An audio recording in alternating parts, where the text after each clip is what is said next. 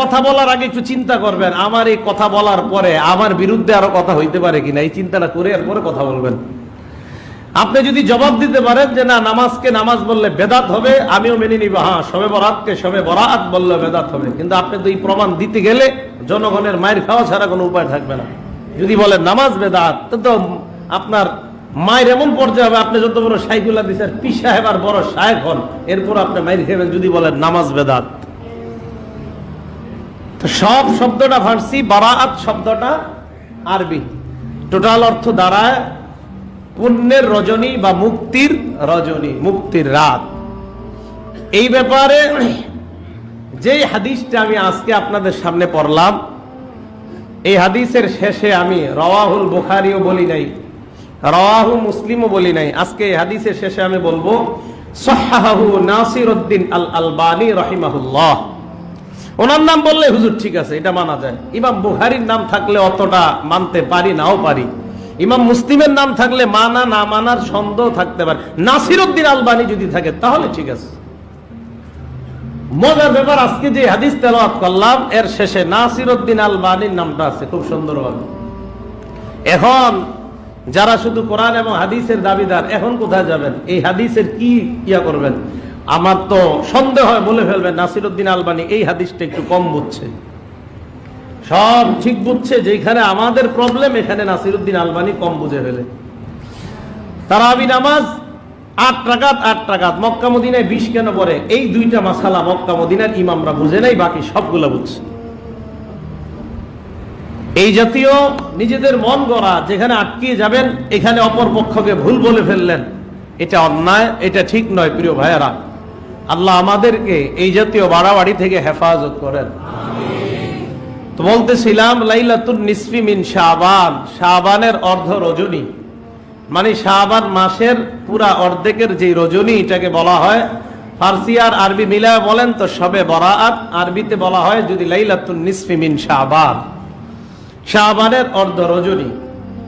এই রজনীর ব্যাপারে মুআজ ইবনে জাবাল রাদিয়াল্লাহু তাআলা আনহু, আল্লাহ রাসূলের একজন সাহাবা, বিশিষ্ট সাহাবা, এই মুআজ ইবনে জাবাল রাদিয়াল্লাহু তাআলা আনহু থেকে বর্ণিত, তিনি বলেন ইয়াত্তালিউল্লাহু আযজা ওয়া জাল ইলা খালকিহি ফি লাইলাতিন নিসফি মিন শাবান, শাবানের অর্ধ রজনী মানে আজকে রাতে, ইয়াত্তালিউল্লাহু আযজা ওয়া জাল, আল্লাহ তার সমস্ত সৃষ্টির প্রতি লক্ষ্য করেন, ফায়াগফিরু লিজামিই খালকিহি ইল্লা লিমুশাহিনিন আও মুশরিক,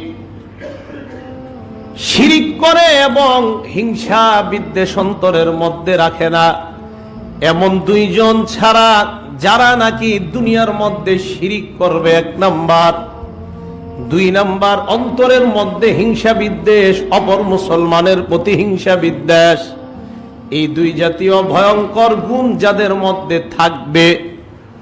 মুআজ ইবনে জাবাল থেকে বর্ণিত, আল্লাহর নবী বলেন এই 2 শ্রেণীর মানুষ ছাড়া সকলের গুনাহ আল্লাহ মাফ করে দেয়।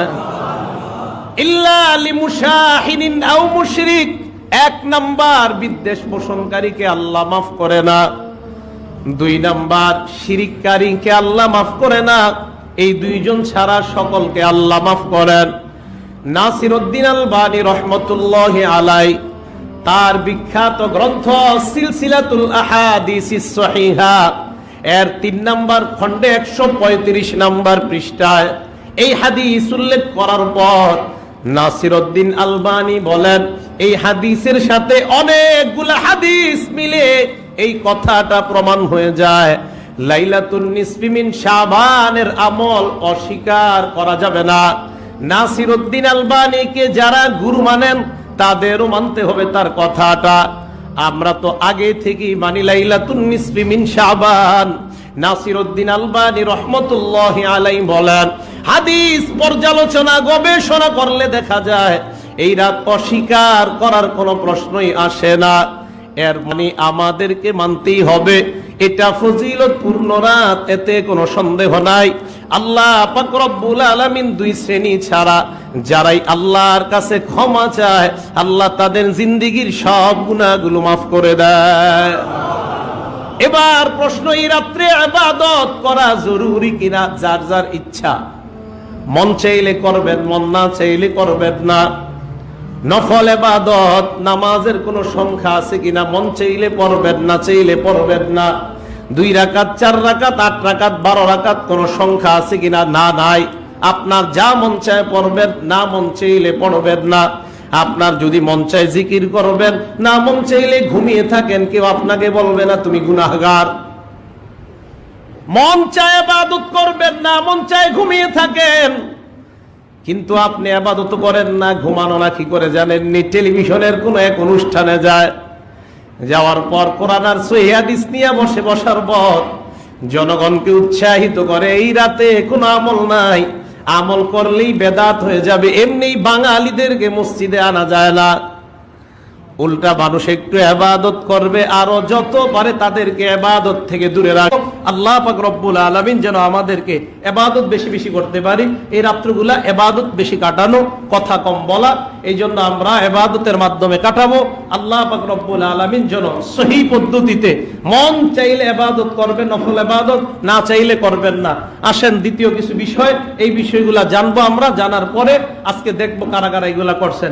হালুয়া রুটি আল্লাহ জানে কয়জন বানাইছেন ঘরের মধ্যে, নিশ্চিত অনেকে বানাইছেন বা অনেকের বিবি বানিয়েছে। এতবার বলার পরও আপনারা এই কাজগুলা কেন করেন? হালুয়া রুটি এগুলো তো বাড়াবাড়ি, আপনি কেন এগুলা করতেছেন?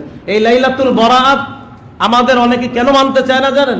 বিশেষ করে লাইলাতুল বরাত, শবে বরাত আসলে মাজার যারা পন্থী এরা দেখবেন এমন, আজকে কিন্তু আপনি মিরপুর 1 নম্বরের সিরিয়াল ধরতে হইব, শালি মাজারের ওইদিকে যেত, এখান থেকে সিরিয়াল ধরে, মানে আজকে আপনার জীবনের সমস্ত গুনাহ খাতা মাফ হবে মাজারে গেলে, এরকম একটা বিশ্বাস।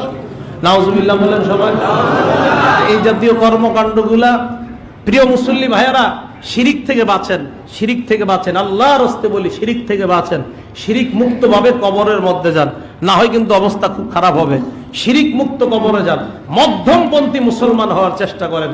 বাড়াবাড়িতেও যাবেন না, ছাড়াছাড়িতেও যাবেন না, এমন বাড়াবাড়িতে যাবেন না যেই বাড়াবাড়ির কারণে একজন মুসলমান আরেকজনের সাথে দ্বন্দ্ব হয়, এমন ছাড়ও দিবেন না যে ছাড়ের কারণে আমার আমল নষ্ট হয়ে যায়। এই জন্য মধ্যমপন্থী মুসলমান যেন আমরা হতে পারি, আল্লাহ আমাদেরকে তৌফিক দান। আসছে এটা আবু দাউদ শরীফে আমাদের আয়েশা সিদ্দিকা রাদিয়াল্লাহু তাআলা আনহা থেকে বর্ণিত, সুমু লাইলাহা ওয়া কুমু নাহারাহা। হাদিসটা শিথিলতা আছে, দুর্বলতা আছে কিছুটা, জন্য যদি সিয়াম পালন করেন সওয়াব হবে, সিয়াম পালন যদি না করেন কোনো গুনাহ হবে না। কথাটা কি বুঝে আসছে? সিয়াম পালন করেন সওয়াব হবে, না পালন করেন কোনো গুনাহ হবে না। মেহেরবানি করে আল্লাহর রাস্তে কোনো বাড়াবাড়ির মধ্যে যাবেন না। এজন্য মেহেরবানি করে এই রাত্রটা আমাদের মা বোনরা আবার লাইলাতুল কদরে যতটা ইবাদত না করে, শবে মেরাজ আর শবে কদর খালি খুঁজে খুঁজে বার করে। কি করে? গোসল করে চুল মুছে না। কেন জানেন মুছে না? যত পানি পড়বে এত গুনাহ ঝরবে। এই হাদিস যে রাখত থেকে বানায় আল্লাহ জানে। হ্যাঁ, এই জন্য হ্যাঁ, রোজা লাইলাতুল বরাতের ব্যাপারে আসছে, একটা রোজা আসছে। কয়টা? একটা। এই জন্য আপনাদের উত্তম সামনের বছর থেকে 13, 14, 15 রাখবেন। কতদিন রাখবেন বলেন তো? 13, 14 আইয়ামে বীজের রোজা রেখে দিবেন, বাস, তাহলে সহিহ হাদিসের উপর আমল হয়ে যায়। 13, 14, 15 যদি আইয়ামে বীজের 3টা রোজা রেখে দেয় সহিহ হাদিস দ্বারা প্রমাণিত, তখন তো আপনার উপর আর কোনো অভিযোগ থাকে না, ইশকাল থাকে না যে তুমি দুর্বল হাদিস মানো। 13 মানলেন, 14, 15 যদি মানেন, কেউ আপনাকে কোনো অভিযোগ করতে পারে না। আপনার এক ঢিলে 2 পাখি হয়ে যায়, ওই হাদিসের উপর আমল হয়, এই হাদিসের উপর আমল হয়। তাই আমি বীজ হিসাবে যদি পালন করেন 13, 14, 15, আর শুধু যদি বলেন না আমি আজকে এই লাইলাতুল বরাত উপলক্ষে, হাদিসে একটা রোজার কথা আসছে। কয়টা? একটা। আল্লাহ পাক